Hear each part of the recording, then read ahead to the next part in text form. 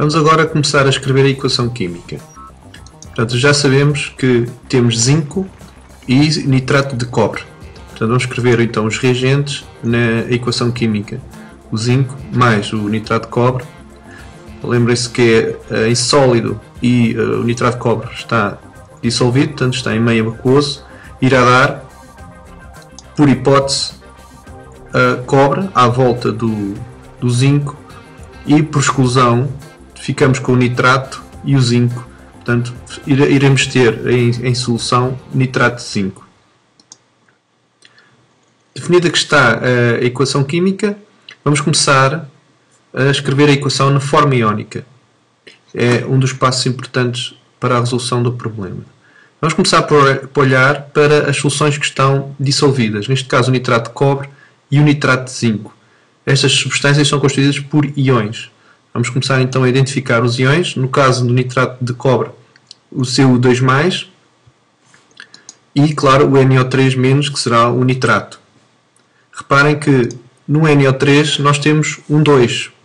Significa que há dois íons NO3- em solução. Portanto, teremos que os apresentar. Do outro lado, no nitrato de zinco, exatamente a mesma coisa. O zinco é o 2+, e o nitratos a mesma coisa que tínhamos. Vamos então começar a escrever a equação na forma iónica, apresentando os íons, explicitando os íons.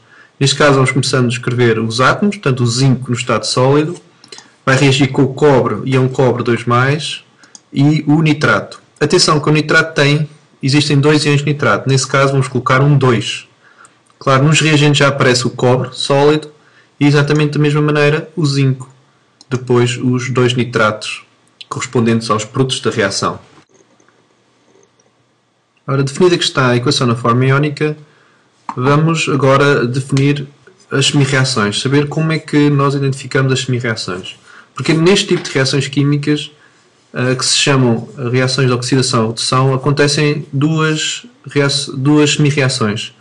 Uma em que há ganho de eletrões e outra em que há perda de eletrões. Para identificar essas semi-reações, necessitamos de usar o número de oxidação.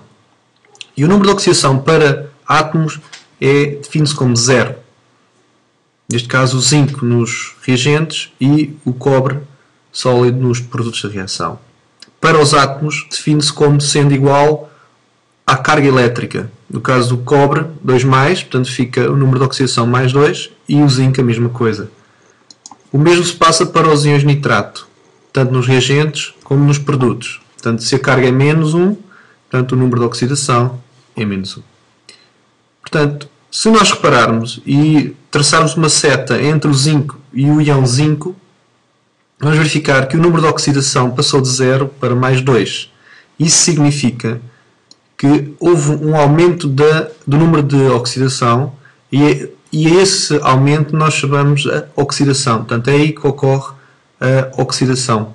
Portanto, se o número de oxidação aumenta, há oxidação, há cedência de eletrões. Ao contrário, se olharmos para o cobre, vimos que passa de mais 2 para 0. Mais 2 para 0. E então há uma diminuição, e nesse caso o número de oxidação diminui, chamamos redução, e é a espécie que vai receber eletrões. Portanto, dizemos então que o zinco é oxidado, portanto o zinco reduziu o cobre, e o cobre é reduzido. O cobre oxidou o zinco. Portanto, feita esta leitura, vamos passar a escrever as semi-reações. No caso da oxidação, estamos a ver o zinco a passar para íon e a ceder 2 eletrões, a dar 2 eletrões. Quem é que o recebe? É o íon cobre, recebe 2 eletrões e passa a átomo de cobre. Portanto, são estes átomos que vão ficar agarrados ao zinco sólido.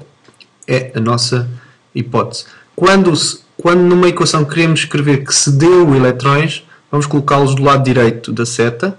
Este E- representa o eletrão. E quando queremos dizer que recebeu eletrões, vamos colocá-lo do lado esquerdo da seta.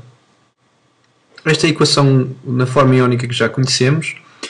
E para que o zinco reduza o cobre, é necessário que o zinco tenha maior poder redutor que o cobre.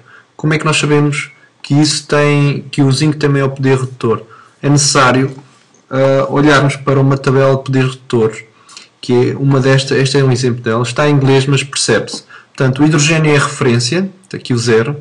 Todas as substâncias que estiverem para baixo na tabela significa que têm menor poder redutor. E se repararem bem, tem aqui o cobre e ali em cima o zinco. Ou seja, o zinco tem maior poder redutor do que o cobre. Daí a nossa hipótese estar correta. Portanto, o zinco vai reduzir o cobre, ou seja, vai se formar cobre à volta do zinco. Welcome to oxidation and reduction. Here's a little demo. Solution of zinc nitrate, a solution of copper 2 nitrate. Piece of copper, piece of zinc.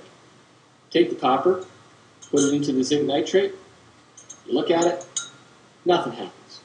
You put it into the copper 2 nitrate.